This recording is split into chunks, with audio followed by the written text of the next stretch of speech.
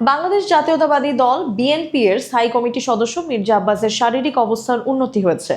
বর্তমানে মালয়েশিয়ায় চিকিৎসাধীন এই রাজনীতিবিদ আগের তুলনায় অনেকটাই সুস্থ রয়েছেন বলে জানিয়েছেন বিএনপির মিডিয়া সেলের সদস্য শাইরুর কবির খান। সোমবার রাতে গণমাধ্যমকে দেওয়া এক বক্তব্যে তিনি জানান, চিকিৎসকদের পরামর্শ অনুযায়ী সীমিত পরিসরে এখন আত্মীয়স্বজন এবং ঘনিষ্ঠজনদের সঙ্গে সাক্ষাৎ করেছেন মির্জা আব্বাস।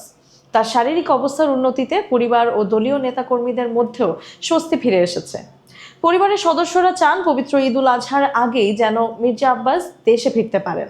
তবে তার শারীরিক অবস্থার সর্বশেষ মূল্যায়নের ভিত্তিতে দেশে ফেরার বিষয়ে চূড়ান্ত সিদ্ধান্ত নেওয়া হবে বলে জানিয়েছেন সংশ্লিষ্টরা। গত 11ই মার্চ ইফতারের সময় হঠাৎ অসুস্থ হয়ে পড়েন মির্জা আব্বাস।